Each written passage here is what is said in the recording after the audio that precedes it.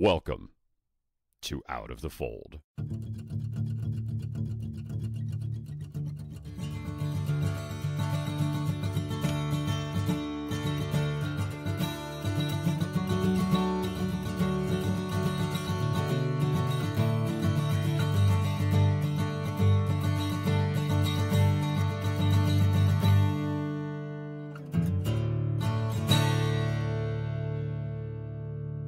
This episode is about Josh, who was homeschooled in a non-denominational Christian environment. Non-denominational Christians tend to focus their doctrine on the Bible rather than the traditions of a specific type of church, though they have similarities to Protestant denominations. No religious organizations, companies, or individuals were contacted for comment about any of the content of this episode. The views expressed are strictly those of the ones expressing them. Our conversation began on a Sunday afternoon. My grandparents met in Wheaton College in Illinois, and they were missionaries in Peru, like in the jungles, for quite some time. My grandfather specifically was like a sort of a diplomatic relations person within Wycliffe over there, and he met with the president of Peru multiple times, I think. And one weird tidbit is that he actually went to my parents' wedding briefly, which is really cool. But yeah, they were missionaries for, I can't remember how long. I'd say maybe at least 5 to 10 years or so. And during that time, they had their children, which were my 3 uncles, and my dad, who's the youngest of the family. All of them went to Wheaton College, actually, which is a very, I think it is a Christian university, albeit maybe a little bit more nominally Christian at the moment. But my dad owns a small business at the moment, and then one of my uncles owns this like hotel chain in Peru. Another one lives in a European country I'd rather not name. Okay. And one of my uncles is actually a missionary who's a translator of the Bible, and he actually translated the Bible into like a native Peruvian language, Quechua, and probably a little more languages than that, but that's like his main thing. And so once my father graduated from college, he went with YWAM, which is, I think, Youth World. I don't really remember what it's called, but he went with YWAM back to Peru, and that's where he met my mother, and she's Chilean. She left her home in like 19 or so, moved up to Peru, and started working with the missionary organization there. And that's where they met. Started dating, had an interesting thing going on with like their marriage and stuff. I mean, not their marriage, their wedding. But they married, I think, in 91. And they moved up here probably within a year or so. So like 92. And they didn't have children until obviously 98, because I'm the firstborn. And I was born in North Texas, and I've lived here all my life. And then my brother was born in 2000. And growing up, I've attended or been a part of like 3 churches. The first church is like the First Baptist Church of the town I live in. I've lived in all my life. I don't really remember much of it because it was like I was so young, probably up to 4 or 5 years old, at least before I went to elementary school. And then after that, I went to another church, which is it's like a small church with like 3 campuses across North Texas. And again, there's not much I remember of that either, because I was like starting to get more into elementary schools. But it was very, I guess you could say very evangelical. Nothing out of the ordinary that I would say is like, this is a specific denomination or whatever. And that's the case with like most of my church experiences, that like with I think a previous interview or interviewee, like non-denominationalism is like very much catch-all. It's like you can see specifics of like Southern Baptists or Baptists. You can see specifics of probably Pentecostals or more charismatic sects of Christianity. You can see a very small amount of liberal Christianity, but I mean, at least in the South, that's not too common. So in that second church I went to, I'd say there was a big emphasis on like, worshiping God.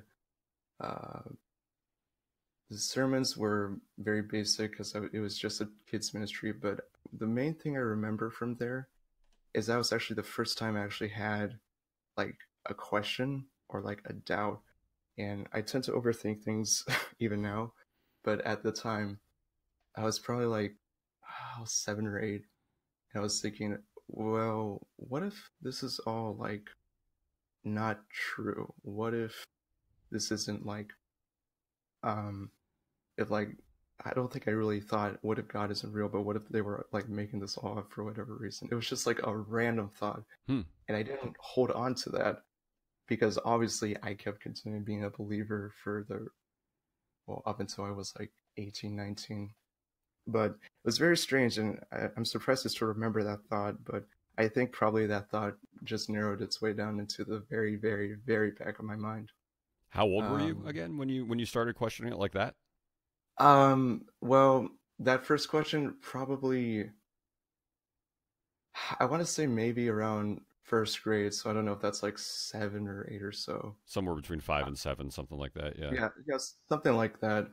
Um, but I never really held on to that thought. It was just a passing thought that I had. Right. But then, like, after I went to Chile to visit family, and I've been there a couple times because my mom has a huge family down there. Mm-hmm. I went, well, me and my family went to a mega church. It wasn't really large at the time.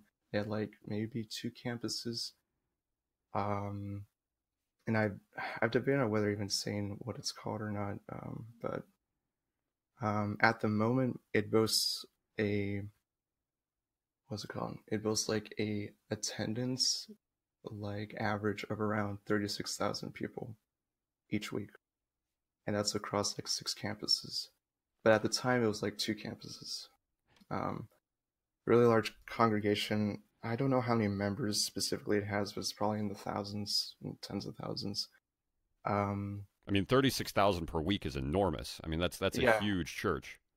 it is, and they've grown like a lot over the past 10 years. Basically, when I started attending, that's when they really started to grow a lot. And I started attending around what would be that was like when I started homeschooling too. So I think like 2007 or so, Mm-hmm. and that's when I started homeschooling in fourth grade all the way up to 12th grade. And my elementary school experience wasn't like I don't really remember much of it. I do remember that I did lose like a lot of friends because I started homeschooling. I think one in particular wasn't very happy about it at all, and I kind of left on bad terms.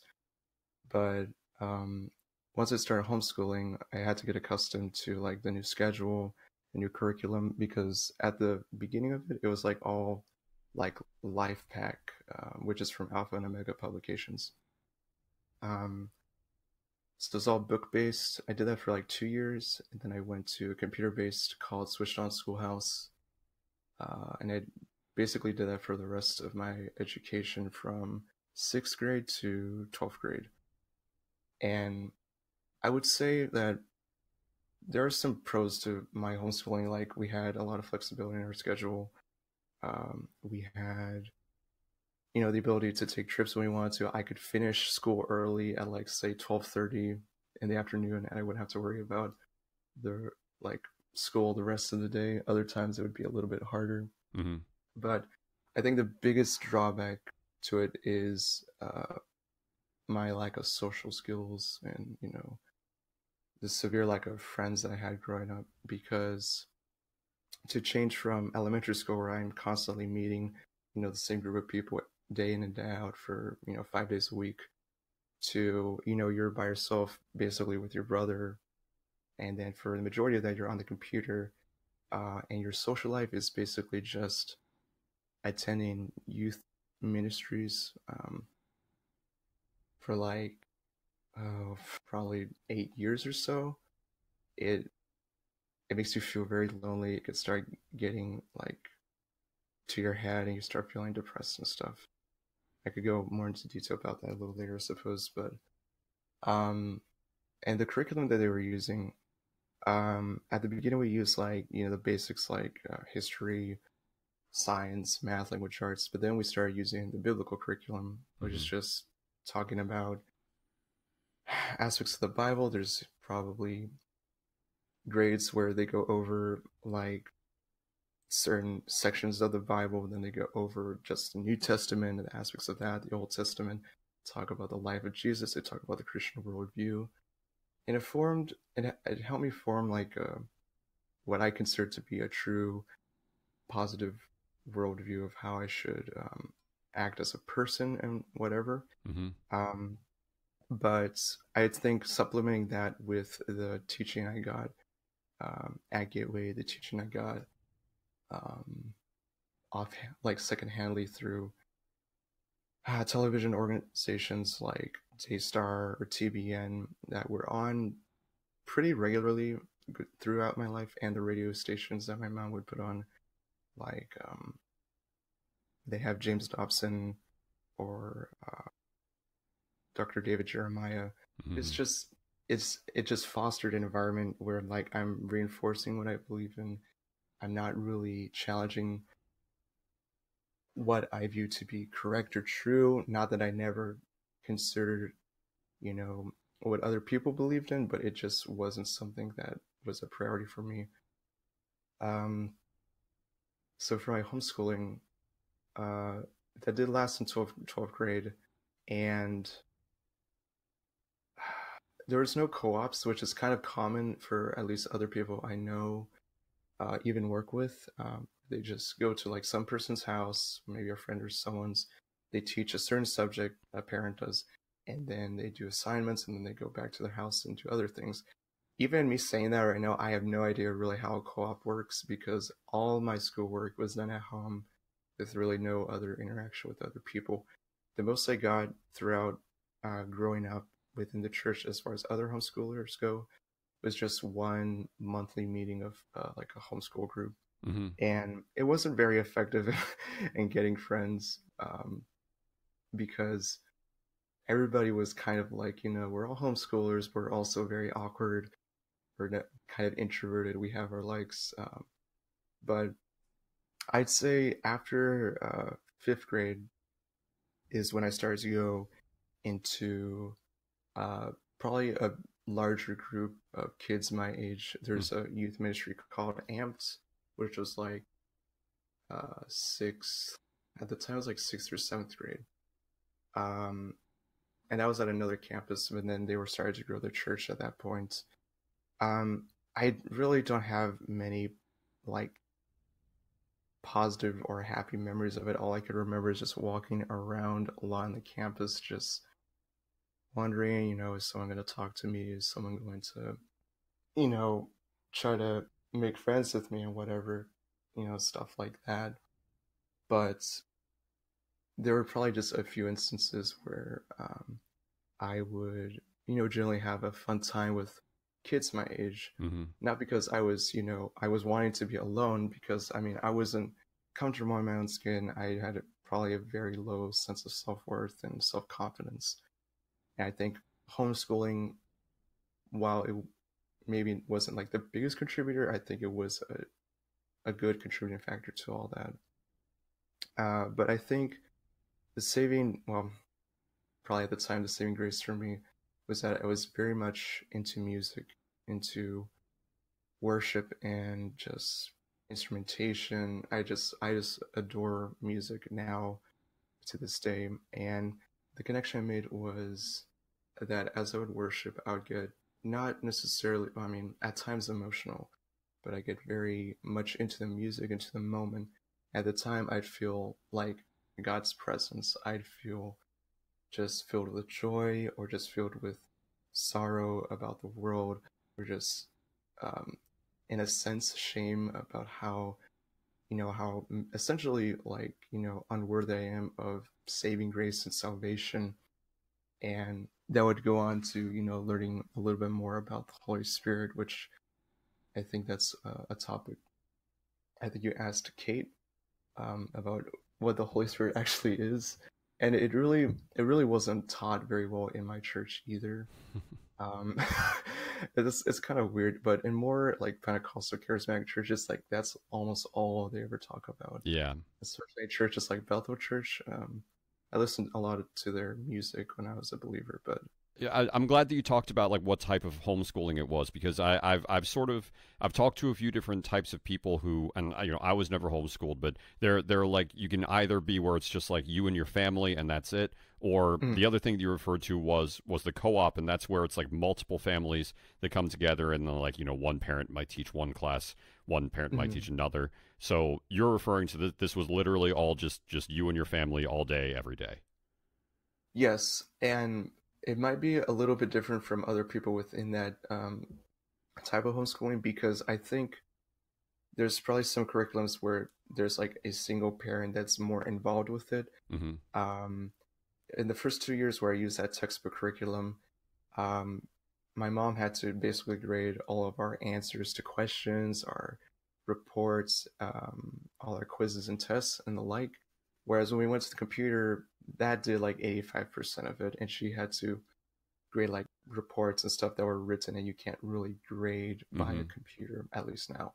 Yeah. Um, Towards the end, she kind of shirked that responsibility, which caused me to where like, do I even know how to write a report or something? But thankfully, I know how to do that. Um, it was like more towards the computer side of things. It was just very like just one person, the student doing the schoolwork, and then just getting done with it, basically. The program also you said that it was by a company Alpha Omega. Yes, yes. Is that's the name rings a bell. I Mhm. but I'm trying to figure out exactly where I know that from. But obviously I know like the Alpha and the Omega. Like it's a religious it's a religious based program. Yes. So that's really is it like is it sort of intended for kids, or is it like as you get older it's a little bit more adult as well? It's intended for like, let's see. I believe it's intended from like first grade. I don't even think they have a preschool, but like first or second grade, all the way up to 12th grade. Okay. It doesn't get, I mean, it doesn't get like graphic or anything like that, obviously, because it is a Christian curriculum, but it does get a little bit more dense, if I could say, or it has covers more subject matter and stuff like that. Adult But was probably the wrong word. I guess like if you're being taught it through 11th or 12th grade. I guess I just mean like does it stay sort of like with the wording and everything as though it's sort of meant for very young kids, or does it at eventually sort oh, of become more for young adults? I guess would be a uh, better way to put it. yeah, I would say it would definitely start to get more like mature in There how you it go. Okay. portrays certain things. Yeah, I think I misunderstood what you were No, saying, I was trying to I misspoke, so you're good. Um, so you said that like you were when you were talking about the Holy Spirit and like all these but all these things that like you were feeling when you were listening to this music. First of all, are you a musician as well? Like, did you play any instruments and sing as well, or was it just sort of a feeling that you got from just listening to the music and singing along with others that were singing? well, see, music is probably one of the things where it caused me to feel closer to God. It also was kind of the thing that was kind of last straw for me. I know how to play like the electric guitar, Hmm. the keyboard. I try to make music on my own with Ableton. I do like to sing. I'm not sure if I'm a very good singer, but I'm in love with music. It's been like, you know, a good help for me whenever I'm like depressed or stuff like that. But I think probably the closest I could have gone to being like an actual, musician was that I would say 2016 or so. I was 18 years old and I started attending this worship team academy within the church. And there's like 5 levels to it. I started at level 3, which is basically like learning chords, chords progressions, not really any songs. I met once a week at their university building because they have like their own university that they changed not too long ago, Hmm. and uh, it was it was like it was all right that level. But I think when I moved up to the next level, they started playing these worship songs. Had to keep practicing them, but I was also still very like shy and unsure of myself at the time. Like I didn't know, am I sounding right, or is this really what I want to do? Because when I started doing that, I had some acquaintances and some friends who were on the worship team, and the way you join the worship team is you have to go through the academy, and once you complete, at the very least, you would probably get a volunteer spot on the worship team. But in certain ministries, like say the youth ministry, or even like obviously, well, maybe not obviously, but like during the weekend services, they do get paid to do that. So that was kind of like a kind of naive dream of mine to say, oh, maybe if I do well enough, that could be my first job. Then I could Hmm. be with my friends and play music and glorify Jesus and that sort of stuff. And that was like a good idea for me at the time. But then as I got on, I was like, wait, maybe this isn't like the right intentions for me to do this, because I'm still like insecure how I sound and stuff. And um, let me see. Well, it's Like tough to sing in front of people. I mean, it always oh is. I yeah. mean, I don't think there's anybody who just has who has no stage fright. You know what I mean? I don't think that exists.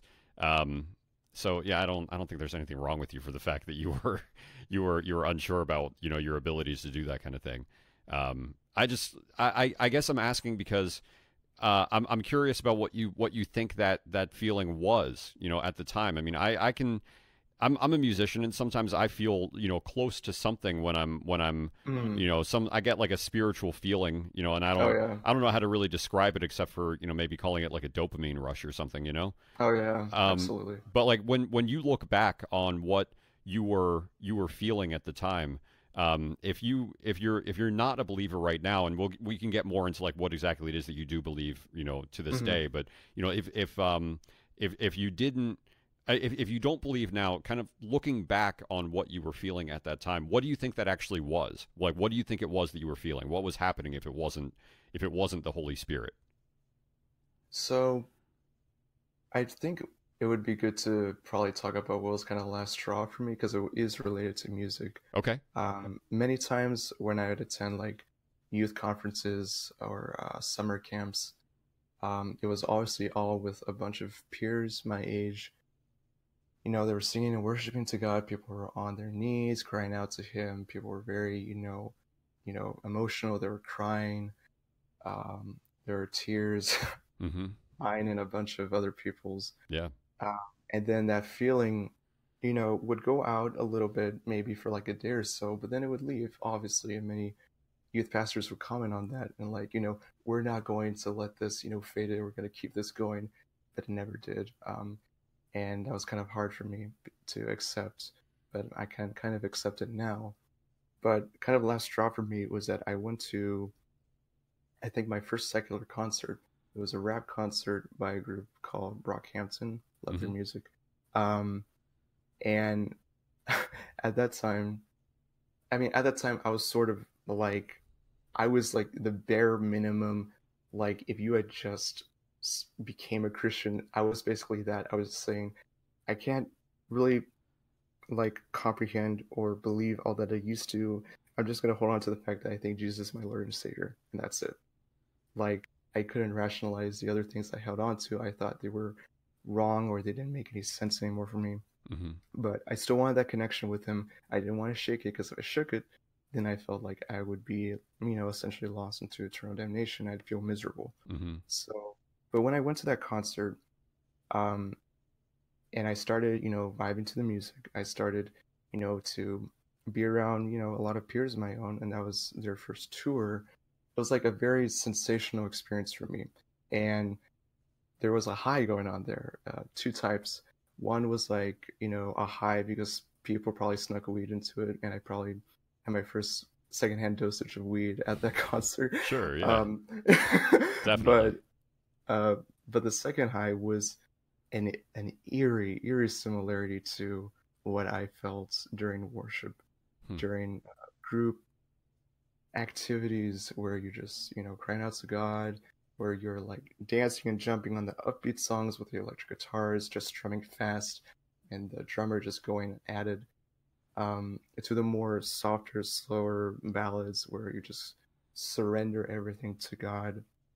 And while there weren't many like slow ballads and stuff like that at the rap concert, it was very, very weird how similar it felt. And I think other people can probably attest to that too. Mm-hmm.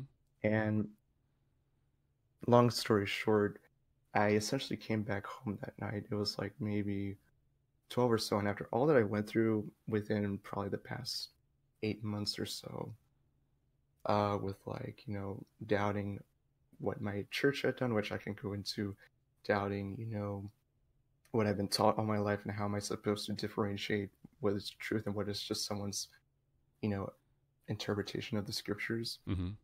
I think the last straw for me was like, that is that feeling I had. Why did I feel like basically the same way? And at that point, I just came down to, all right, I guess I don't believe anymore. And don't know what I was expecting. I was probably expecting something a little bit more dramatic, but I felt like, oh, okay. Kind of like, I guess, Neil, like you're in the previous interview where, if it was that simple for me to like, to kind of drop that, as long as I held on to that for probably like 3 months after like maybe casting aside a bunch of other doctrines or whatever, or practices, I was like, was it really like that hard for me to do, or was I like secretly like out of it already and I was just like trying to make believe that I was still in there? Mm-hmm. Uh, so at the moment, I think my most comfortable interpretation with what I believe to be the case for, whenever I felt what I considered the Holy Spirit or God's presence, I think it was essentially, there's a lot of people my age, there's a group activity, and you're all committed to one common goal or focus, and you feel a unique fellowship in that. You feel like you're a part of something bigger than you are, and then when you have all the music surrounding you, you get probably high on a dopamine, and you feel like you're just, transcending in a sense, not in a sense of like, you're tripping on acid or something, because I've never done that, but in a sense that, you're actually getting closer to something greater than you are, and whether that's a deity or something else, my interpretation is that I was a part of something greater, and at the time it was very emotional. And once I felt more close to my spirit, or my senses, that's what I consider to be closer to God, closer to the Holy Spirit, when in fact it was more just the consequences of the situation I was in. That makes sense, and I can see how that could lead to doubting, just more seriously, even more than you were, which than you were when you were young. And I mean, it was, first of all, it was really impressive that you were thinking in those ways when you were so young, and then for you to already have been that type of person, and then to find that you can get this sort of Holy Spirit feeling from something that isn't religious in context. It's just like you kind of put two and two together, and you're like, well, you know maybe this doesn't really have to, maybe these things don't have to go hand in hand. Maybe this feeling Yeah. doesn't have to actually doesn't actually have to be related to, what I'm being taught about, God, Jesus, Christianity in general, the Bible, whatever. Yeah, yeah. So, what would you say you call yourself now? Like, are you an atheist? Are you agnostic? Do you refer to yourself as something different? So at the time when I left the faith, I actually heard the term apatheist, which is like a person, regardless of not like God or a God exists, that person doesn't care. Mm-hmm. And that's what I felt comfortable with for a time, but then I got comfortable with calling myself an agnostic. And that's what I actually, told my parents, that I'm basically agnostic, and I've been for quite some time. Hmm. Um, but I'd say right now it's like, I don't know for a fact if there is a God out there or not, or if there are multiple deities. But based on what I've experienced, and then what I've, you know, come to know about my church, come to know about my experiences prior with like, like what I said about the Holy Spirit in music, it's like if there is a God or something, he's very detached from us. And it's not one made by human hands or human words or by any, book, whether it's the Bible or the Quran or the Torah. I mean, at the moment, I basically consider myself an atheist. But if I were to talk to people about it, I'd say, I'm basically agnostic. And I think that's what I'm most comfortable with. But I haven't told many people, obviously, outside my parents, which I didn't really intend to do. But yeah, I'd say I'm basically an atheist. How did they take it? Well, so my intention was actually not to say anything about it because when I, mentally got out of it, it was like I think I remember the day of the concert was like September 20th, 2017.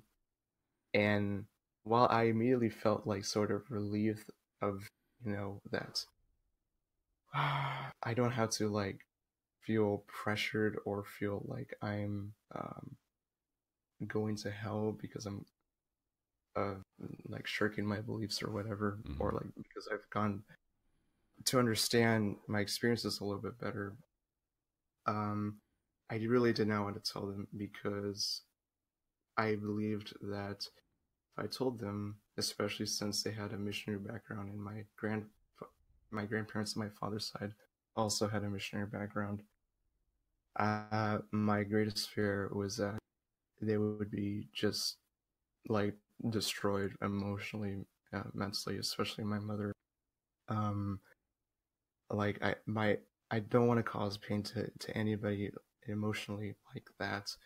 And the worst thing that I could have thought of is that they would just be continually praying for me day in, day out, every single day till they die. If I go to them on their like deathbed, they would probably beckon me to reevaluate what I believe in. I just that was like I do not want to say that. If I did want to, I mean I've already done it obviously, but if I wanted to tell them, I would have rather told them when I graduated college, when I moved out, when I've figured out more about myself, and probably in just like a public place at a restaurant over meals, like, hey, mom and dad, I have something I need to tell you guys, um, and maybe break it to them that way. But it was not my intention to tell them like, well, I'm still living with them, going to community college, and but yeah, that's kind of what happened. So I think going back just a little bit, one of the main reasons that it was probably a little bit harder for them was that one of my uncles who lives in Europe. Um, he's actually gay, and the way I found out was really, I don't know how I found out that way, but my dad does like he he spends his time making comments on certain news sites. I can probably let you guess what sites those are, but it was like a thing with Burger King where they changed their slogan from "Have it your way" to "Be your way," and it was like during Pride Month. And they were talking all about that, and all the news media outlets were like having a whole hubbub over it. But I was looking at the comments. I noticed my dad's username. He basically talked about, he doesn't hate gay people. He just doesn't agree with their quote unquote lifestyle and whatnot. And basically, I noticed the last sentence is like, I have a brother who's gay, and I love him dearly, and I don't wish for any ill. I don't wish any ill on him. That's essentially what the comment was about. And I was like, whoa, wait a minute. Wait a minute. I have an uncle who's been married twice, has 2 kids. That's not him. I have one who's a missionary who had a kind of a rocky marriage with my aunt who passed away to brain cancer. Um, but that's not him. Obviously, it's not my dad because he's married to my mom. It's like, so it's this uncle, and he was married, he was in a heterosexual marriage. I don't know for how long, but they have 3 kids, 2 daughters, 1 son. And I don't know when they divorced, but basically, when I found that out, I was like, why wasn't I told this? Because sometimes when I'm like in my room or something, I can sort of like have a monologue of how I would answer questions and stuff like that. And one of those things would just be, what would I say if someone says that I'm like, I don't like gay people or I'm homophobic or whatever at the time. And I would go on about this, it's, love the sinner, hate the sin and all that, I would say bullshit right now. Um, but hearing that, I was like, why wasn't I told this? And I was actually really mad that I wasn't, because I never met him all too much. Like I probably met him around 3 or 4 times in my life. But right now, I hate to think that I ever said anything like bad towards, his sexuality or anything. But it wasn't a major like point in my deconversion until like in the beginning of 2018 or so. So, um, he's with his partner, and they've been in a relationship, I think, for a little bit longer than I was born. So I think probably 97. And that was also very surprising when I found out.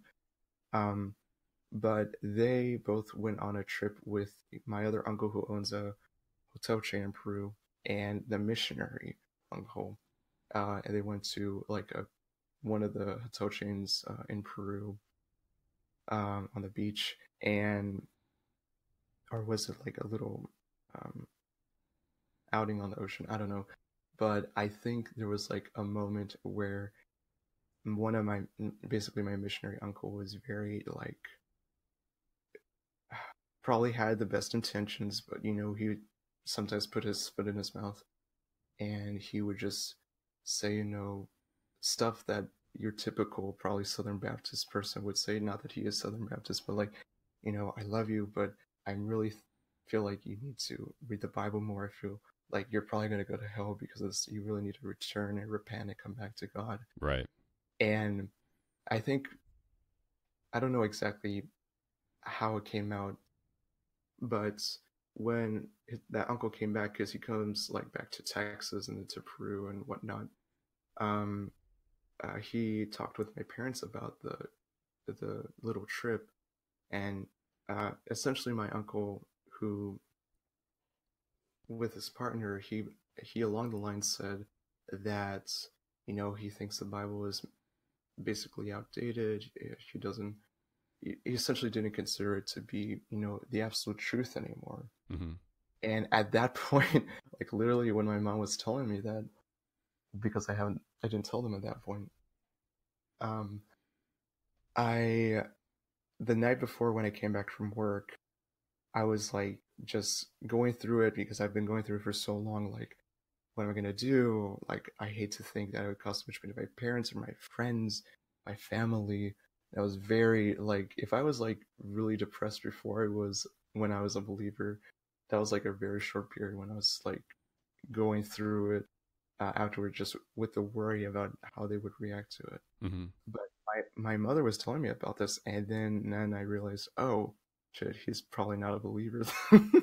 So I actually decided within that week to make a video, just out of the blue, early one morning, like just driving off to like the side road or something. I basically said, hey, this is gonna be like a short video of me saying, I'm sorry for how I viewed you, or if I viewed you in a particularly homophobic fashion.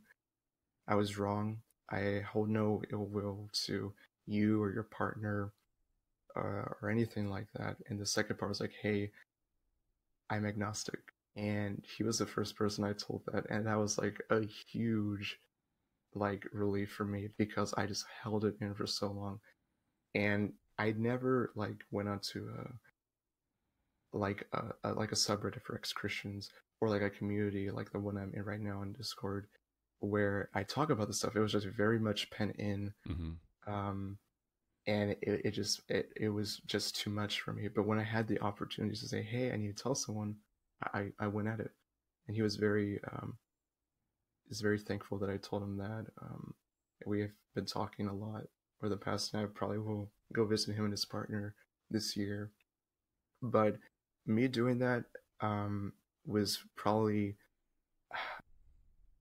at least mentioning that I did that was like a major breaking point with when I told my parents. Because one morning, I think in June of 2018, I don't know what really went on at the breakfast table, but I was probably in a at a band booth or something, and I wasn't working that day, Mm-hmm. thankfully.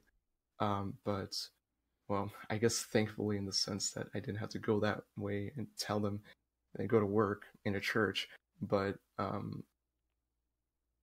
unthankfully because it came out that I wasn't a believer anymore, and it went sort of slowly. Like she didn't ask me if I still believed anymore, but she was wondering like, why are you in a bad mood, or why are you somewhat dishonoring to your father? And I probably was at the time. It wasn't right of me to be that way.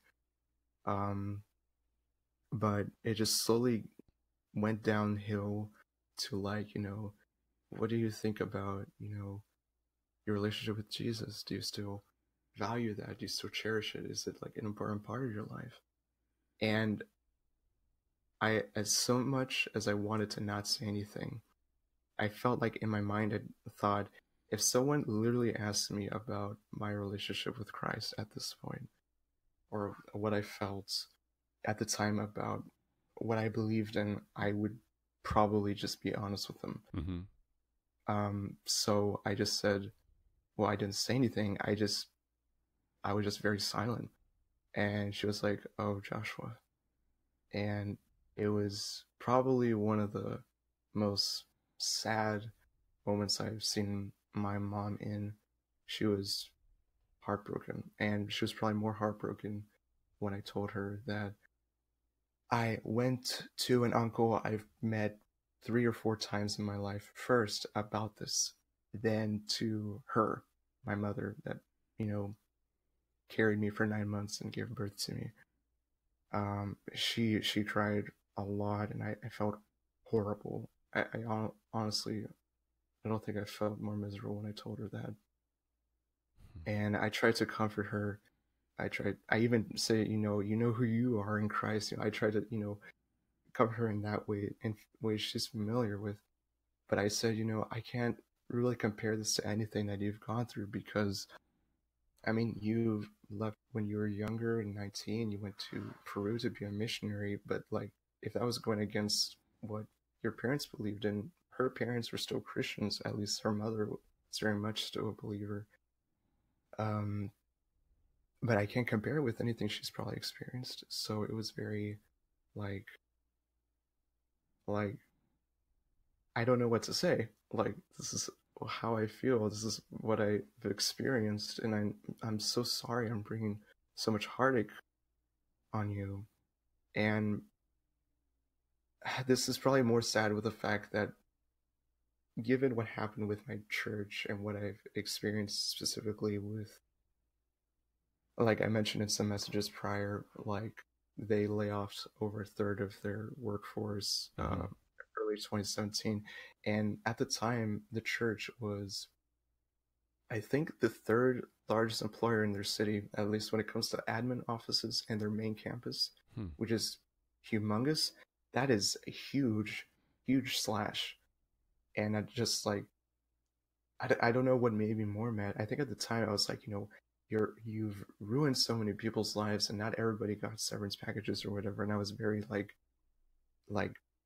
strongly, I felt strongly about that. Mm-hmm. But that more, as I learned more about it, it's like, they weren't managing their finances or whatnot. It was like, well, I don't know if I'm more upset that you hired all these people and you weren't managing your finances more correctly or whatever, or that you did, but then you're letting go so many people who, I don't know what they're going to do now. Are they going to work at another church? Are they going to try something similar that they're doing? Because it would probably include people who are video editors. Like, I interned with someone who was a video editor of a children's ministry, and I loved the guy, but then he was like going, that really pissed me off. Mm-hmm. And then a manager at one of the other cafes, because I work in a cafe, but not on the same campus, he was like, oh, I was sad to see that. Just a lot of people within the admin offices, and it was a hard time for people even working there. And the way they like explained it, because it was kind of like a national news in a sense. I mean, very much so within Texas. Explained that we were, going over things, things we could cut down, things we could do more efficiently and effectively. And that's basically how they spin it into more like, this is just a pruning. It's like, well, I understand that you're a church or just literally any organization. You want to run effectively, but why weren't you doing this earlier? Like, why are you hiring so many people? Why you've grown so much? Like, you have like a huge, huge budget within the hundreds of millions because of all the members that you have. Your pastor has sold like millions of books, and four of them at the moment are about living a blessed life and about tithing and stuff. And you tie that all into how you're supposed to live a blessed life and how you're supposed to be a good steward with your money, like Yeah. that main thing. And you do this, and it shattered like any semblance of like a positive viewpoint I had of the church that I attended for 10 years now. And I was like, this isn't right. And I talked with my mom about it as this was going on, because at first it started with people that I knew would start getting paid on the worship team for children's ministry. I was like, that really sucks, because now they're going to have to volunteer or they're going to have to do something else. I really felt for them. And at that time I was starting to work at the cafe more frequently because I was a volunteer back then. But I was talking about how I thought it was wrong of the pastor, to spin it in a certain way or to not mention it. And there's other things too that happen that aren't necessarily important, but are just little stepping stones into the big clash in my mind. But she was like, well, we can't judge people's intentions. It's really sad to see all these people go, but they're just people, and it's not God that's doing this. And I'm like, well, I know it's not God doing this at the time. I know it's not God, but it's like, but why should this happen? Why should either people be let go and have to find a job quickly, or some pastors or something get severance packages and go on their merry way, when some of them, like, I will say this, some of them just don't do jack shit. Like, I don't know why they have so many for so little reasons. I guess the upside of that is that they're gone and then they can do something a little bit more productive. But like, it was just like, but this didn't have to happen if they were stewarding their money correctly with the money that they were stewarded. And I think that especially is what led me to just like, I can't be on board with anything like this church that I've attended for so long teaches anymore. So going back to my deconversion, or when I told my parents, actually, all that build up, all that mentioning over the months that this was happening, it built up in me. It started, to be a little bit noticeable to my parents. They would never ask me explicitly, like, are you still a Christian or something like that? But my dad noted that, something was up specifically. It just built up over the months, and it was a bit noticeable, like how I was being more emotive with my hands or something during worship. I stopped doing that very quickly in worship. Like, I could not do it at a place where this happened. Like, I couldn't feel that connection anymore. And whether my faith was shattered then, or if I took longer for me to admit than I thought it would, I just was not the same. I didn't read the Bible daily or basically at all after like July or something of 2018. Oh, not 2018, sorry, 2017. I am getting my years mixed up, but it was 2017. Or I wouldn't pray. I wouldn't even spend time in worship personally, like privately. And that was also another source of me feeling the Holy Spirit, is just singing to God with the music, being like active, dancing and whatever to upbeat songs, and just surrendering myself to Him and feeling that Holy Spirit. Like, I just did not do that at all anymore. And I think they noticed it a little bit, but they never really questioned it too much, but they probably suspected it was more so that I was having a hard time dealing with what I was perceiving in the church. And also on top of that, I worked in the cafe and I felt very hypocritical for working there, even simply just disagreeing with what happened. How hypocritical is it of me to have been working there for over like almost a year and a half as an agnostic or an atheist?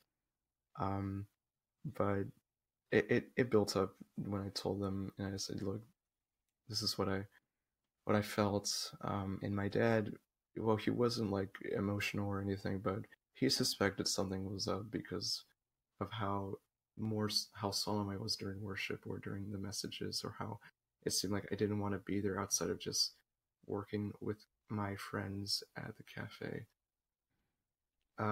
So he was like, he hopes and whatnot, which is probably one of the more typical turns of phrase you could say to someone, like, "Oh no, I'm gay," or "Oh no, you know, I'm an atheist or agnostic now." But I mean, I've been doing this for what, September 2017? Well, like a year and 6 months or so.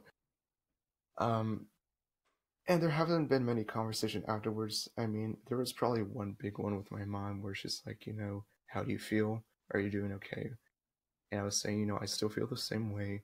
And other messages happened afterwards about like evolution and abiogenesis and stuff like that, which, by the way, I still have no idea what evolution is. Like, I probably know the bare minimum. I was not taught that, and my sex education is horrible. My I could go into like purity culture and that, but basically, I had such a demented view of sex that I did I would consider myself asexual right now. I just did not want any part of it. Mm-hmm. Like, it formed me that much personally, to the point I didn't want to have anything to do with it.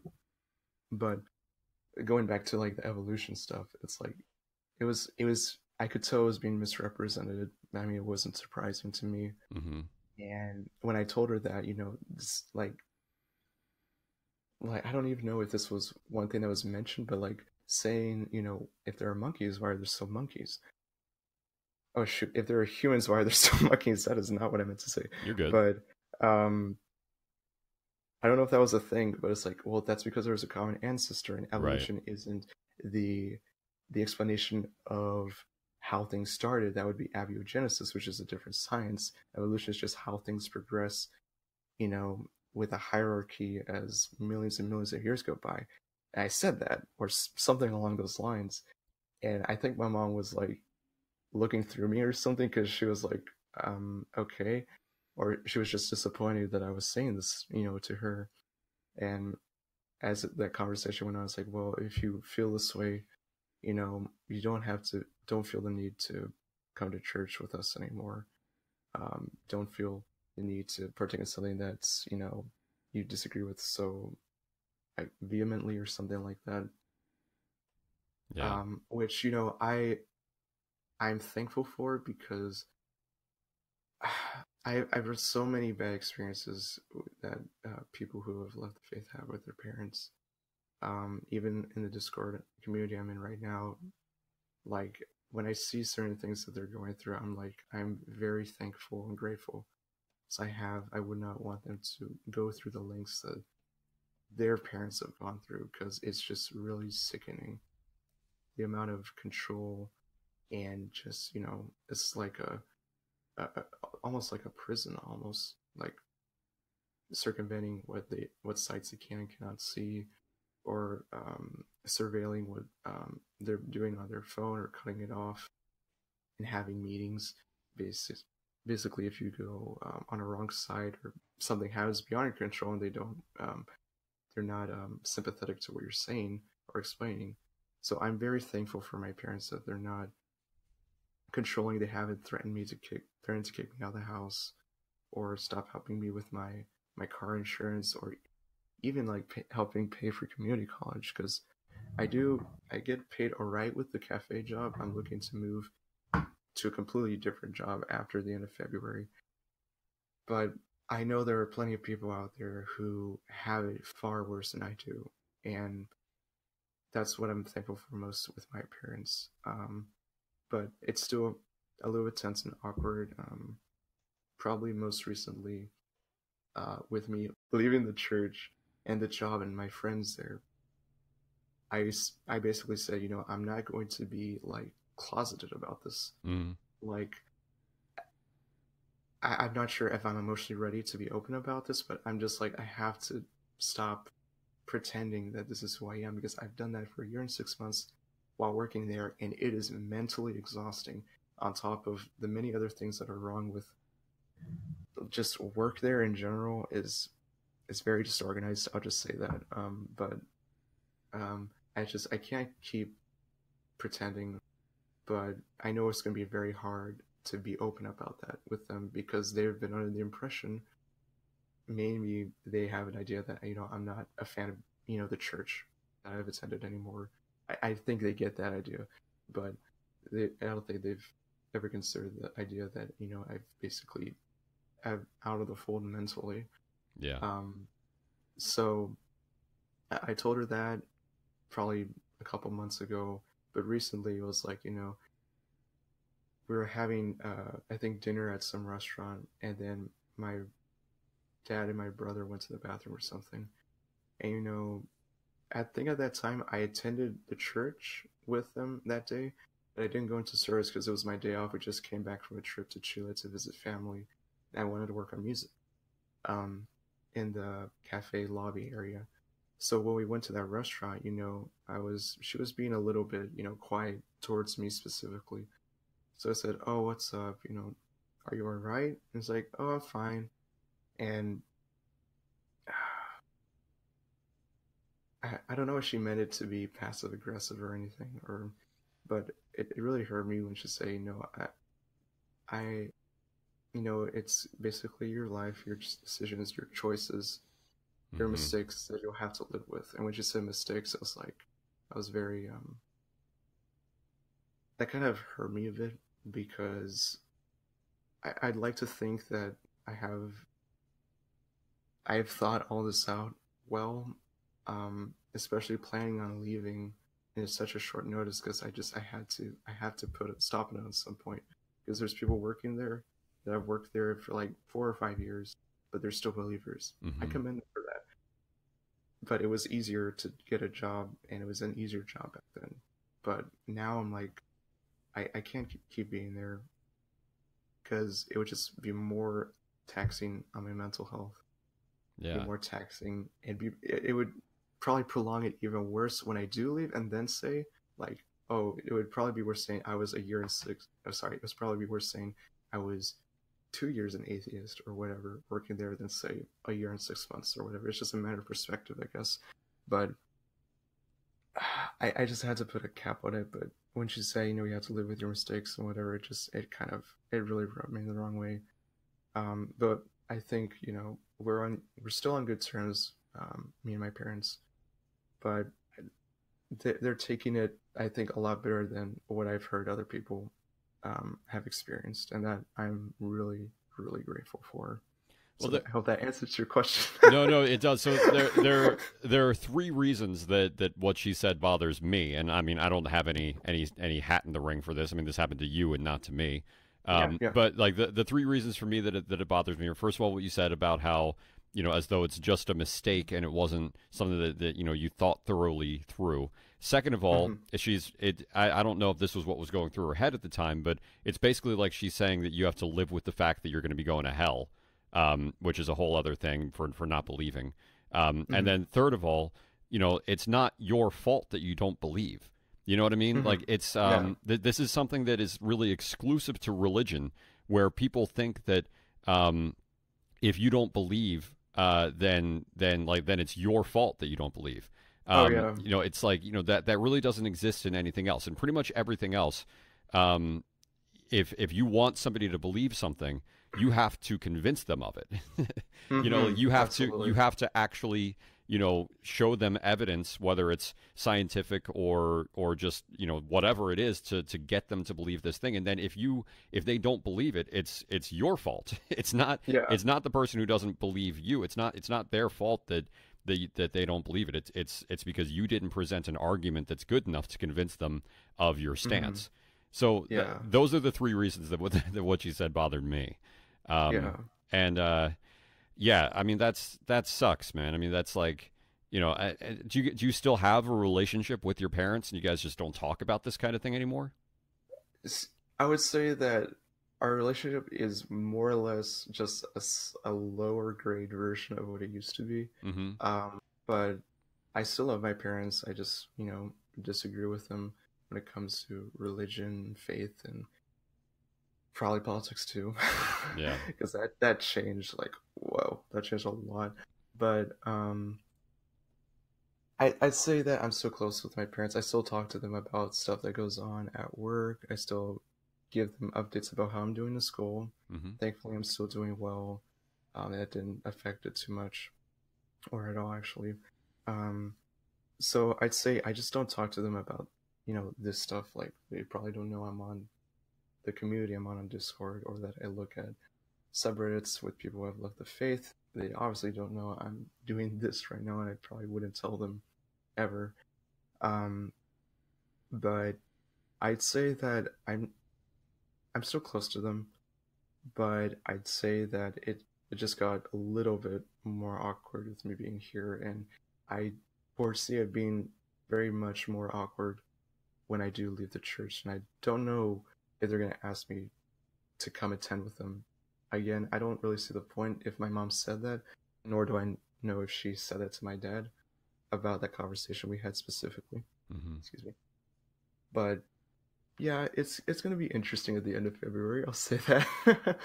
um, but yeah, and the 3 points you mentioned, I actually did say, at one point, specifically even with my uncle, like, do you think he's going to hell? And it's like, that's not. She said that's not for me to judge, and that's like, okay, I guess that's a cop out, but I won't fight it.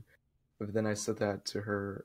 I asked that to her when I came out as an agnostic, and I don't think she said I was outright or anything like that. I would say more specifically, it's a fear in her mind that she has not expressed to me, and I personally wouldn't be surprised of that. I think more so my dad, and I think pretty much our only conversation about this out after I told him was like, I'm concerned for you about, whenever Jesus comes back, I'm concerned that I don't remember the exact words, but essentially, I'm concerned you'll be left behind or Mm-hmm. whatnot. That is also a very interesting part of my life, the whole prophetic end times revelation thing, especially when it comes to like stations like Daystar, TBN, or Dr. David Jeremiah, John Hagee, all those people involved with like the revelations and the end times is a more so instilled a fear in me about hell than really anything that was taught in my church. Mm-hmm. Uh, but that was the only time that they've expressed a worry or fear. I would not be surprised though if inside they have a fear about that. And then yeah, it is my fault. Like at the time, I had such a hard concept. I was like, how is belief not a choice? And then I was looking it up. I think even after I left the faith, and it's like, okay, yeah, this makes sense, and it kind of goes along the lines of homosexuality. Like for so long, I thought, love the sinner, hate the sin. They're choosing to live a quote unquote lifestyle. Right. They're choosing to partake in these sexual activities that are quote unquote sinful. Um, but when I got the idea, it's like, that's not something they choose. They can't choose to be attracted to the same sex or whatever. It went to, okay, so they can't help that, but they can help deciding, to be in a relationship like that. And then once I was going through like probably the 6 months of me thinking about what I believed in and slowly chipping away what I once did, I basically went to, it's like, I literally don't care. Like, if you're in a relationship and you're happy, especially with my uncle, I hope he's happy in his relationship. I'm pretty sure he is. Mm-hmm. I'm extremely happy for you. And that's what I sent in the video to him. And I hope I get to meet him, meet my other uncle that nobody in the family really wants to talk about. But um, yeah, so it was, yeah, it's, I guess what I was gonna say is that having the idea that belief isn't a choice, that it's something based on what you're convinced of. And I was for a long time basically reinforced, it reinforced my conviction going through what I've experienced, that I was a believer in Jesus Christ. I am saved by the blood of the Lamb and the word of my testimony. Everyone overcome. That's a song. And I felt comfortable in that. And I never really went outside the boundaries of that. But as soon as things happened in my church, I was like, okay, this doesn't seem right. It doesn't really make sense. When I've applied, like, I don't want to sound like an atheist neckbeard, but when I applied logic and stuff like that to religion, since I never really done it with it before, I was like, well, that doesn't really make sense. So why do I still hold true to this doctrine and this practice? Does this really help? Does prayer actually work? Are there actually instances of people being healed, by the Holy Spirit? And all that I've been taught, all the notes I've written, like some of the notes I've written in some of the sermons, I'm like, what the fuck? Yeah. What did I write down? I think probably the biggest one was like, it was during a summer camp, and I said, my masculinity only comes from God. And I was like, when did I write that? That blew my mind. I was like, holy shit. Wow. And I was super mad at myself. I was like, how did I write that and not, like, that doesn't seem right. But I was in. I'm sure you felt it at the time.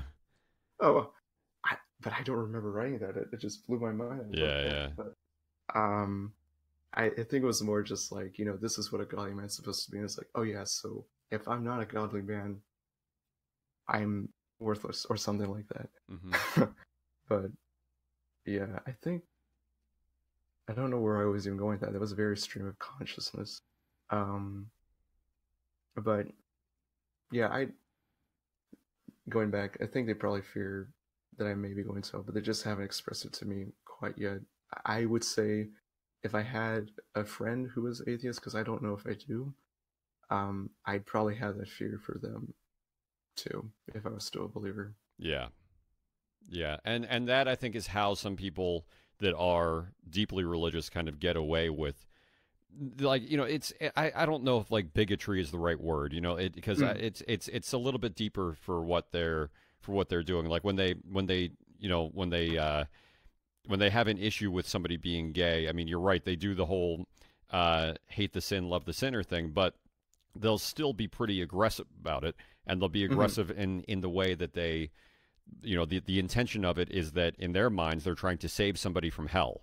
So it's like in their minds they're being kind. It's like radical kindness to them to be aggressively trying to convince somebody that their lifestyle choices, that's not a lifestyle choice, that their life is not the one that they should be leading, like, in that particular way.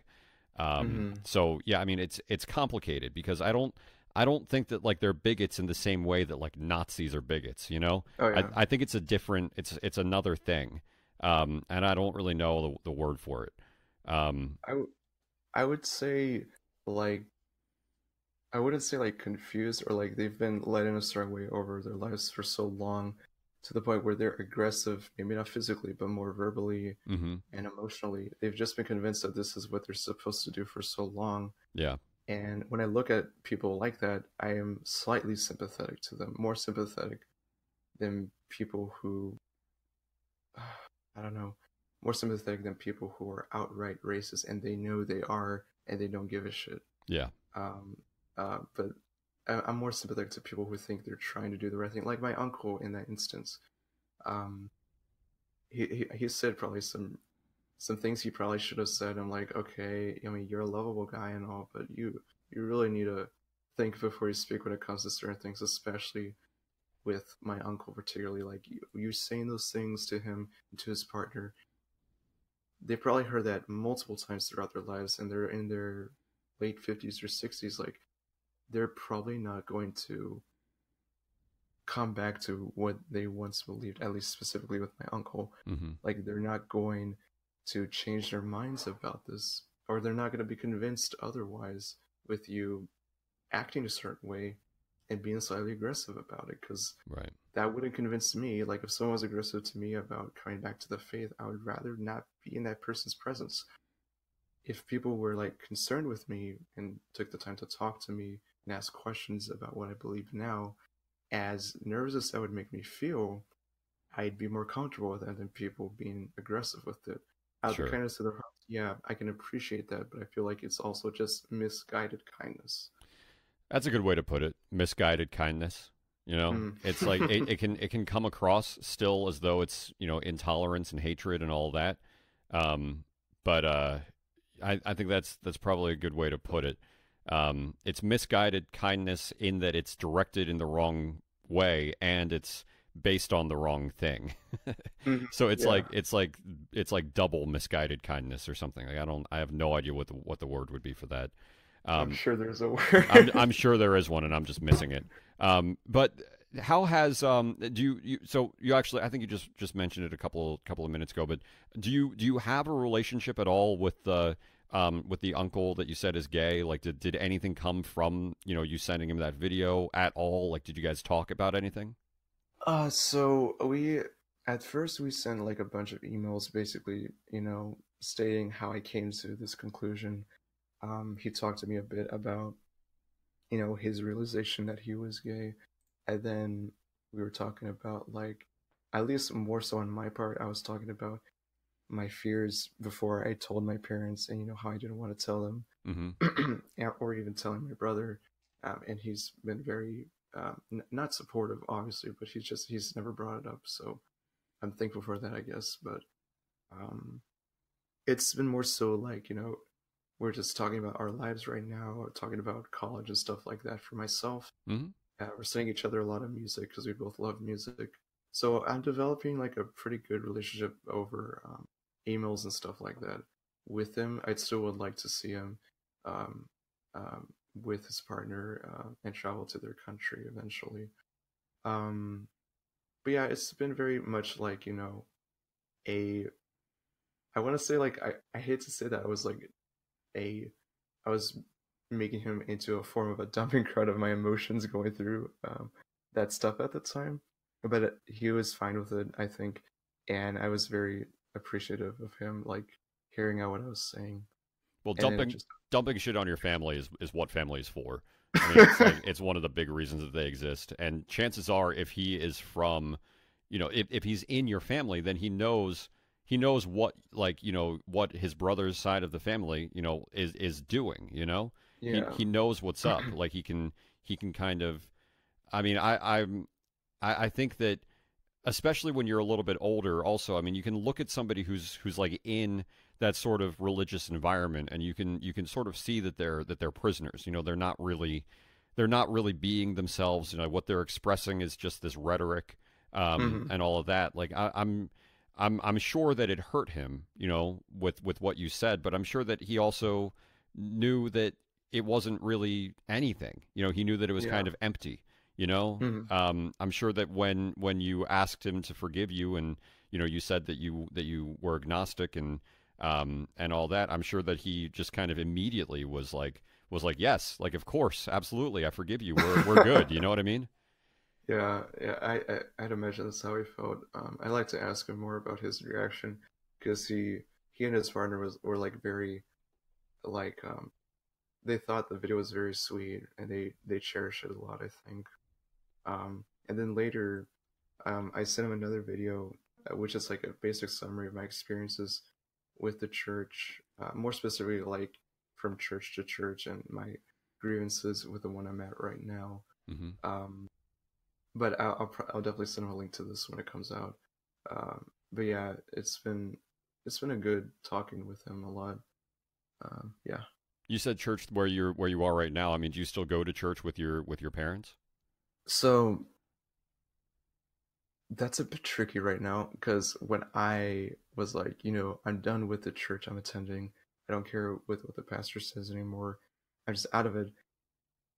This is on me. At times, I would say, "Oh yeah, I'm going to serve, not serve, going to attend church with my family," because at the time during the cafe, you'd choose a service either on Saturday or Sunday because they have them on both days of the weekend, and you go to church. You're still clocked in, by the way, when you attend service.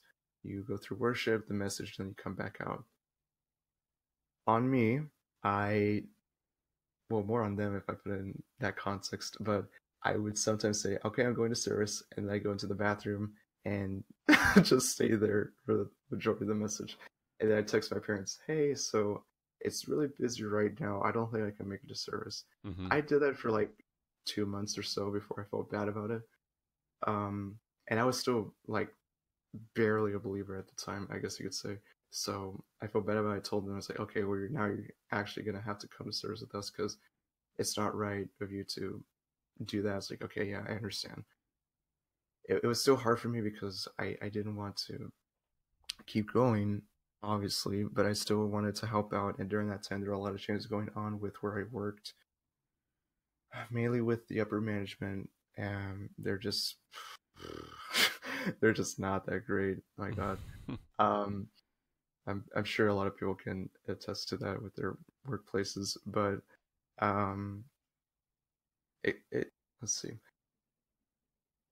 It started to change a little bit, and more recently, where if you go to service, you don't get like a 15-minute break, which is the norm.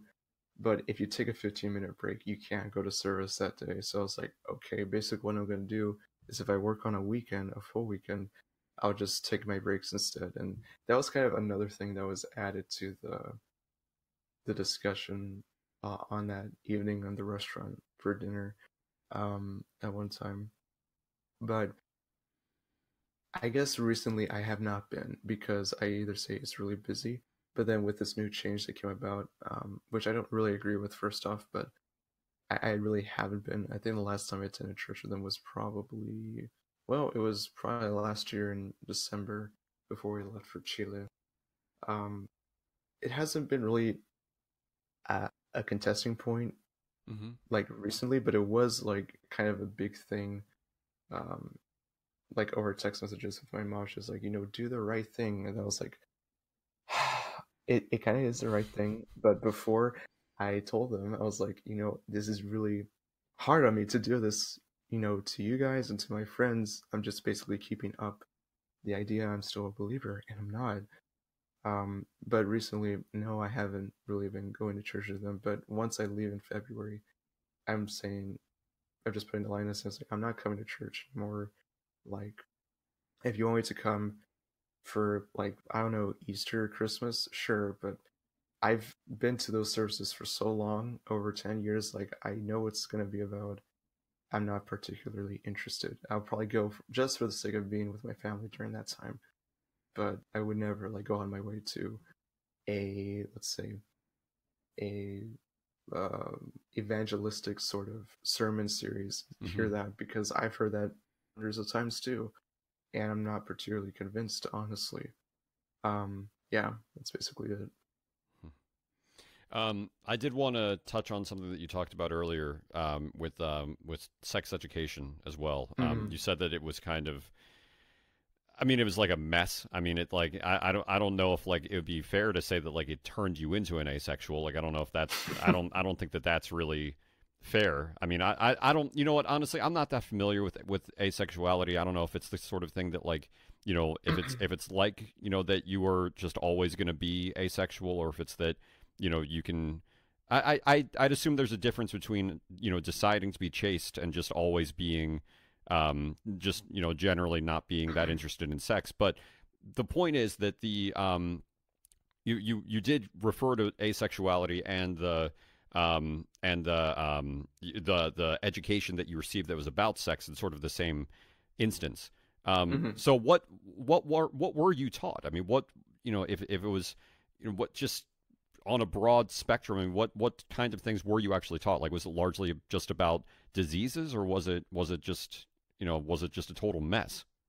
So I would say with my like homeschooling curriculum, the most sexual education I got was just your very bland Christian, marriage is one relationship between a man and a woman, Mm-hmm. and sex is for marriage, basically. Nothing homosexual or out of those bounds.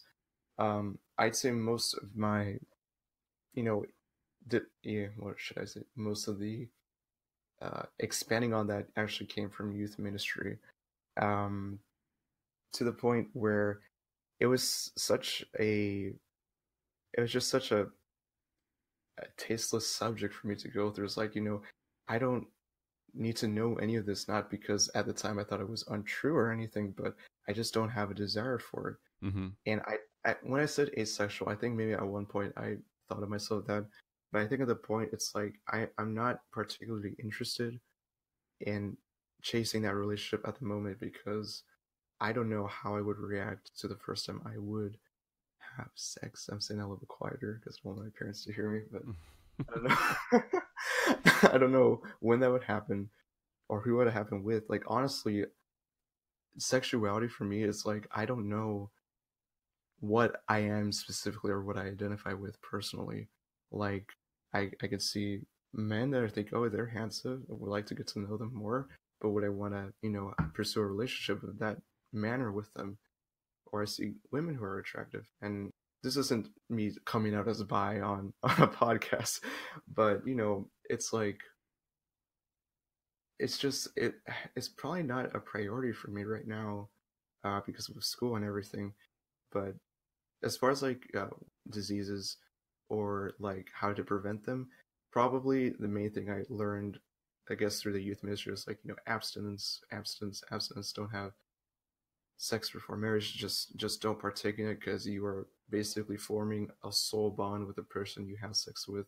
It's gonna make you feel, you know, really bad, and just smarmy after you partake in it. You're just gonna feel just horrible afterwards. And I can't attest to that because I've never had sex with anyone at 20 years old. I'm still a virgin, but I'm That's not cool. really. No, that's Yeah, cool. it's cool. Honestly, it's not that big of a deal. It's Yeah. I think that sometimes people that are atheists or just non-religious in general, and some religious people that are a little bit more open-minded about sex, kind of put sex up on a pedestal. Um, Yeah. and then obviously people that are devoutly religious kind of end up making you either fear sex or hmm fetishizing sex.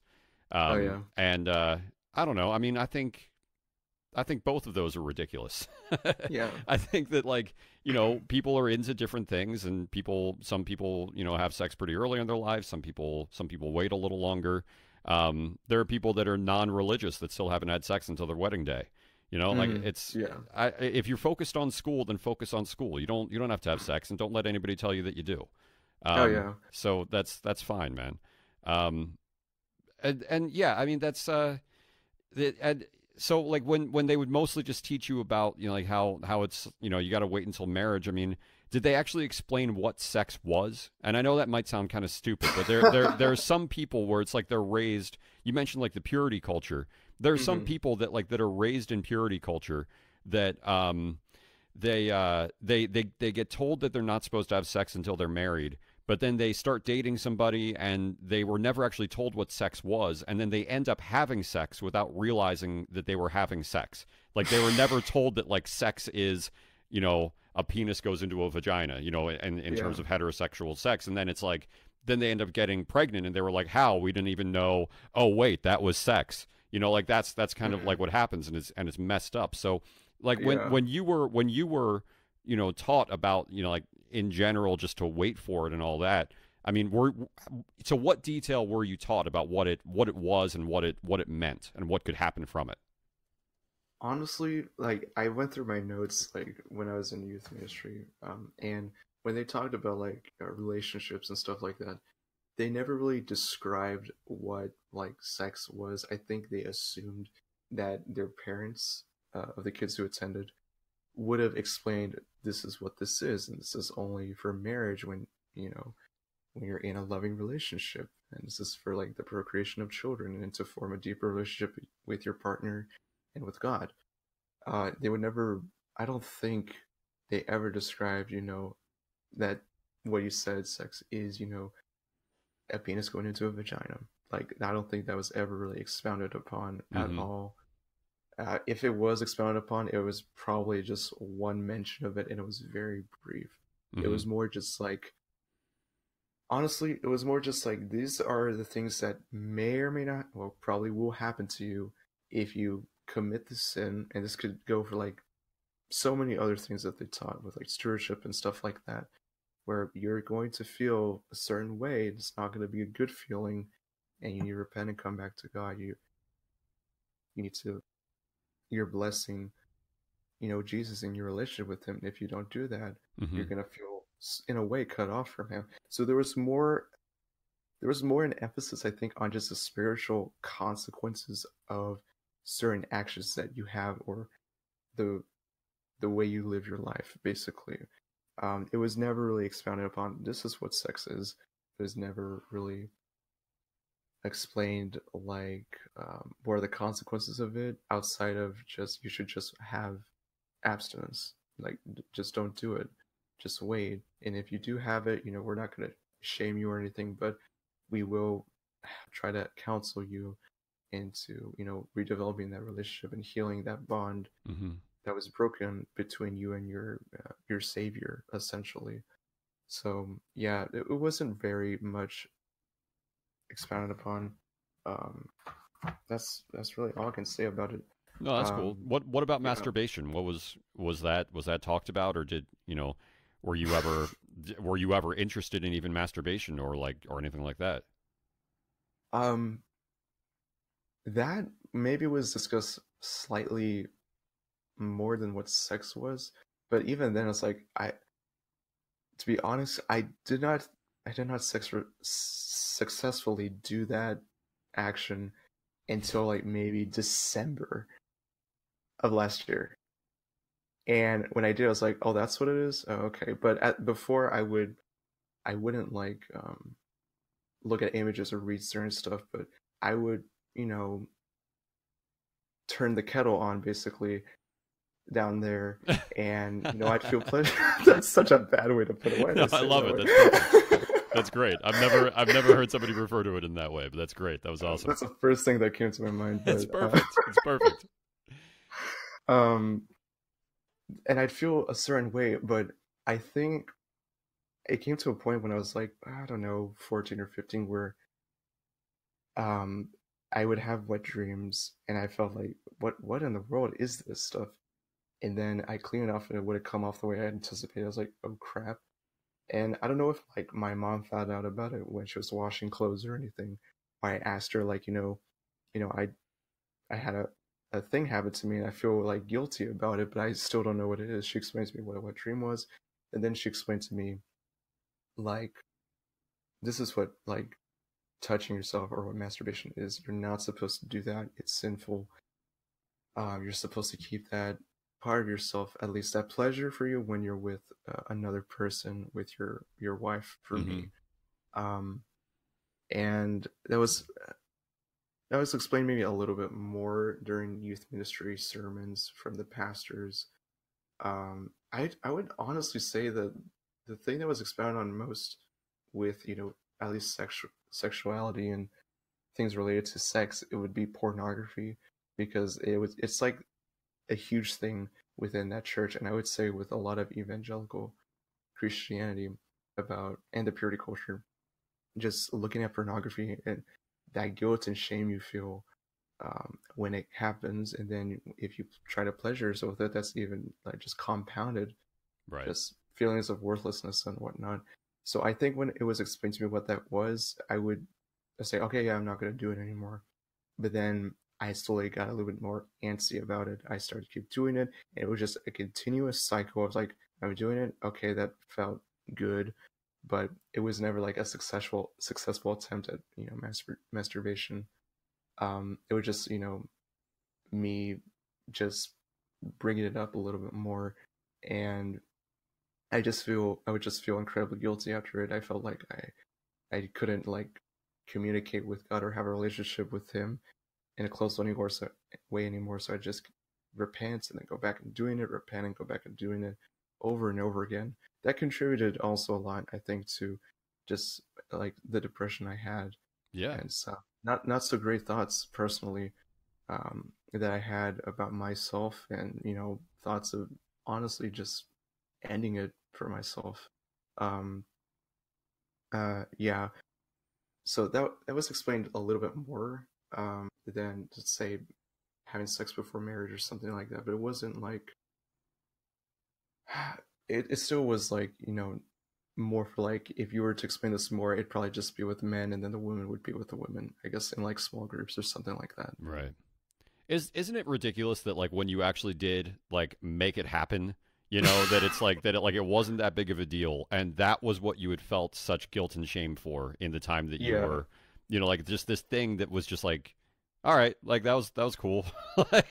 like once it Yeah. actually happened, it's like that was the thing that was making you feel incredibly depressed and Hmm. guilt and shame. I mean, it's like there's very little that people feel guilt and shame for more in religion than sexual thoughts, Oh yeah. masturbation, and all of those things. And it's like, dude, I mean, when you've actually done the things, I mean, it's like it's not that big of a deal. like Yeah, it's it, just it really isn't. yeah. Yeah. It's not like when you're doing it that like you're having some sort of some sort of an experience that's like separating you from this dimension. It's just like you're just feeling pretty good for a while. Like that's Yeah, about it. just a mental, physical connection you have with yourself that's Right. pleasant, Yeah. and that's it. You That's don't have to bring religion into it. right. Yeah. Like it's completely absurd.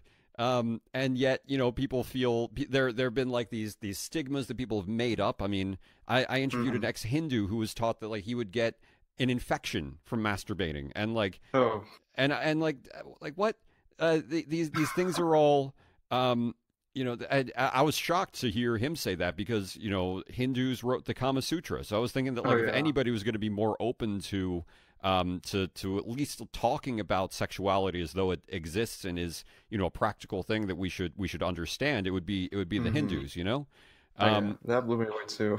yeah, I was shocked to find out that it's actually about the same as what Hmm. as what I was raised with and what you were raised with. So yeah, I mean, I'm still at a total loss. I think like maybe it has to do with control or something. Oh yeah. Like um, I don't know. Like maybe it's more so about getting people to procreate and to continue the line of whatever Hmm. religion it is. Maybe it's something like that. Yeah. Encouraging people to get married, early so that they can have sex and continue to raise other kids to be terrified of masturbating in their own sexuality, so that then they can get married and have sex and then just continue doing that over and over again. I mean, I, Hmm. I don't know. I don't. I know about as much about the total history of all that as you do about evolution. I Yeah. just it just now looking back on it, I really don't understand. I don't Yeah. understand why it's such a big deal. Anybody who's ever had sex, including religious people, I guarantee you they refer to it about the same way that you just did. Where like it's great, feels good. You get to feel connected to yourself. You do it with somebody else, you get to feel connected to that person. Feels good, Hmm. and then Yeah. you make a sandwich. Like you go about your day. It's really not that big of a deal. Yeah. It really isn't. Yeah. So, um, you would also mention something earlier, where you said like you would want to talk about this if you'd still like to. I'd like to sort of hear your take on it. You said the uh what's like the truth versus an interpretation of scripture. It sounded like this was just something that you've thought about. What would you want to say about the comparison between the two? So, shoot. Honestly, like most of my just my research on like the Bible or like alternative viewpoints towards the Bible, I've been like listening to other podcasts or videos after I left the faith, because before I was very much, oddly enough, I wanted to be like maybe of a different denomination, something that is a little bit more closed and not so like sparse like a non-denominational church is. Um, and so I'd probably listen to a podcast from like a Lutheran pastor in like, I don't know, Indiana, or I'd listen to more stuff from Bethel Church or Hillsong. One time I listened to Joel Osteen, and I'm never doing that again. Um, Yeah.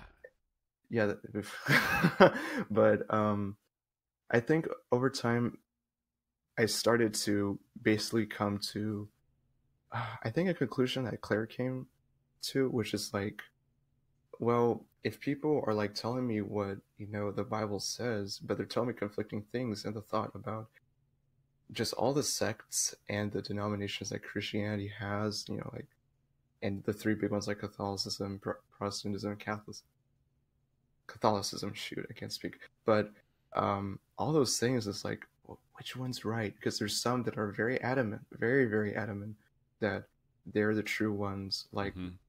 Independent Fundamentalist Baptists, I think is one, or very much so the case with more just closed churches, like small, essentially cults, I would say, or like the Jehovah's Witnesses or the Mormons. It's like, who am I supposed to believe? Like, there's so many different interpretations.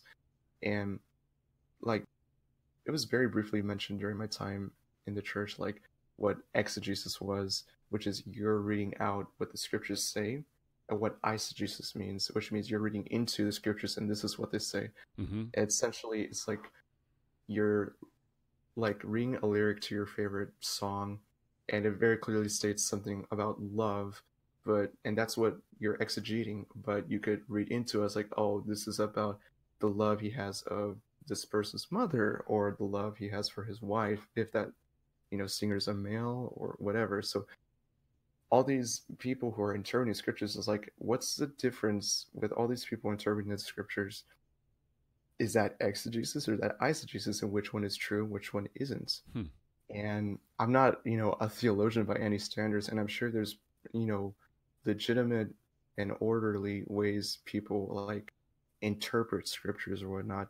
But at this point, I'm thinking, if there's like ways the Bible was compiled over the course of maybe a short period of time, with like the Torah being the main blueprint at the beginning, and over the course of years, just kept adding and getting rid of books. Oddly enough, they did mention stuff like the Apocrypha and the Pseudepigraphum. I think I said that right.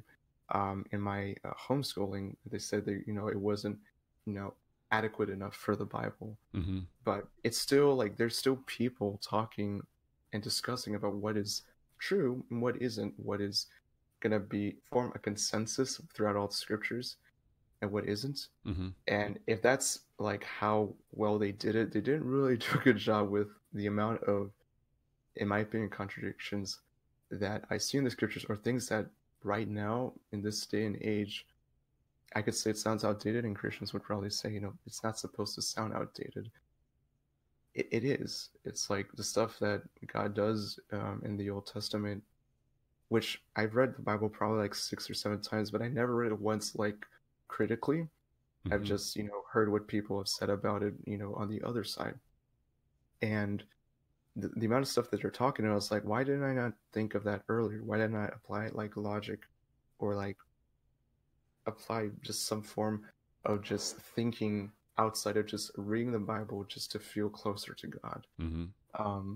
So probably the truth of the scriptures is they're just compiled books, with some having a lot of chapters, some having one chapter, that have some good parables and truths to it that you can glean from. But the more you, in my opinion, read into the scriptures about things you're supposed to do in your personal life, like, masturbation, or even with Jehovah's Witnesses, like you're not able to get blood transfusions, which Yep. when I heard that, I was like, what? And then when I heard the reason, I'm like, that is like the most eisegetical, if that's even a word, eisegetical like way you could interpret that scripture. Like Mm-hmm. that is so odd, and dangerous. But yeah, it's probably of no more importance to me than probably like old Hindu texts, or just a book in a library that I'm not going to ever read in my life. Mm-hmm. Um, it's been probably a good part of my life. It's been a big part of my life, obviously, but I'm not sure if I really have much more of a use for it. The only time I'd maybe read it is if I wanted a clarification on something, or someone asked me a question. I can't quite remember Yeah. what book of the Bible that's from. Um, Probably just more with like counter apologetics, I think, even though I've never att- attempted to do that. Um, yeah, it would not be as important to me except for just gleaming what I have learned through and just supporting what I'm saying to people who have questions about what I believe in now. Yeah. I went to an evangelical Lutheran school and we read the New International Version. We didn't read it from like cover to cover. But Mm, you know, we read it, we read verses here and there, like bits and pieces, but you know, a lot of them. mm, It wasn't actually until recently that, you know, we talked about the Apocrypha and the Dead Sea Scrolls, and I mm. think it's the Septuagint is the other one, if I'm not mistaken. I can't really remember, but um, there are a few of them that, but I didn't actually realize until recently that some denominations of Christianity, not only do they read different versions of the Bible, but they read Bibles that have more or less books than others. Mm. Oh yeah. So it's like Catholics, I believe, have the Bible or go off the Bible that has the most amount of books, the highest amount of books. Hmm. I always just kind of figured that it was different interpretations, and I didn't really different interpretations of the same books, you know, that say the same things. Um, Yeah. and maybe that's just my own ignorance, and I should have realized this sooner. But you know, I didn't realize that you know they were actually you know they had more information more or less. You know, right or Hmm. wrong, they had more information that they included in their Bibles um, than what I had. Yeah. So that it's interesting when you look at it like that. That like it's you know two more books just develops a whole other system of beliefs. Yeah, when I've heard that Catholics had, I think it's called, I think they include the Apocrypha or at least some books of it. Hmm. That blew my mind too. It was like I thought like all Christians just didn't keep these books. I've heard of the Book of Mormon, and I don't know what's in the Book of Mormon personally, but it's like that's like the distant cousin of Christianity. Like I don't know Hmm. if I consider them Christian, but we're like a distant relative. But when I heard that they had that some sects have more books, like Catholics do, I think. I was like, well, I guess that makes them along the same lines as Mormons, but Hmm. I wouldn't really consider them less Christian. I don't really remember when I found that out, but yeah, it Well, was weird. yes, I mean like specifically they have like extra books like of the Bible. Like there's Mm, another you know there's you know Matthew, Mark, Luke, John, and then whatever else is in the New Testament. I can't remember all of the different names, but you know it's like they have more of those. The Book of Mormon is like a separate thing, if I'm not mistaken. yeah, yeah, yeah. It's not like you know it's not like another book with more chapters added to the Bible. It's like another it's like a supplement in a way. Yeah. And then you know it's kind of like the Talmud for Judaism, Hmm. where you have that's kind of like the lives of the saints for Catholics as well. How it's like it's a supplemental thing Hmm. full of you know the information about scholars and people debating the interpretations. The Hadith is sort of similar in Islam. How that's the life of Muhammad. But Hmm. that's also its own thing as well. Like that's a bit different from all of that. But you know, there I wasn't raised with any of those supplemental books. Like we just had the Bible, and I thought Yeah. that like what we had was the complete Bible. Hmm. And it turned out that that was not correct. You know that you know there are all these different interpretations that are based on more information as well. Yeah. I guess for evangelical Christianity, a lot of supplements come from pastors selling their own books. Yes. Yep. And that's about it. That's really about all there is to it. Were you ever pushed to be a missionary? Were you ever, you know, pushed to go down that life that it sounded like a lot of your, or where it sounded like your parents and grandparents were pushed to do that as well? So I wouldn't say push. There are obviously some opportunities I could have taken, like specifically with the church I've attended. Um, like you could have gone to like Thailand or Guatemala. There was one trip to Ireland that a friend, well, I should say former friend of mine went on. That was like very, very posh, I will say. It's like is this even missionary work? Or are you going on vacation? Essentially, it's very much like that with some places. I was just surprised, but I wasn't really pushed to be one. It was kind of brought up every once in a while, like, do you have a desire to be a missionary, go on the mission field? And I would like to say maybe at one point I was very much open to the idea of being free and surrendering my life to go to some distant land, like across the world, and dedicate my life to maybe translating the Bible or preaching the gospel or whatnot. But it never really turned out that way. I mean, I'm not opposed to traveling, obviously, but definitely not for the purpose of trying to convince other people that, Jesus is Lord and stuff like that. Right, so right. It wasn't, it wasn't pushed on me. But it was like a question that was brought up once in a while, but I never really like took like offense to it or anything like that. It was just not something I was particularly interested in. Gotcha. So it was presented as an option, and maybe it was like encouraged a little bit, but you were never like told that this was going to be your life or anything like that. Oh, no, absolutely not. Like, I don't, even though my uncles grew up in the jungle for a little bit, and they were on furlough probably once a year with my grandparents going back to America, and then they came back and they stayed in Peru for like 4 more years. They've probably done that themselves for a little bit, and they probably didn't feel the need to keep doing it. And then for like my cousins, I think the only one who's been a missionary in some capacity is just like a step cousin through my uncle's second marriage. But outside of that, it's like not many of my peers, cousin wise, were missionaries at any point. Gotcha. Yeah. So, dude, I mean, this was great, man. I mean, do you have anything else that you wanted to say? Was there anything that you wanted to say to, like, to anybody else questioning their beliefs, to anybody else who would consider themselves an ex-Christian, anybody who's sort of stuck in these communities? Just anything in general that you wanted to say to people that maybe I didn't get a chance to ask about?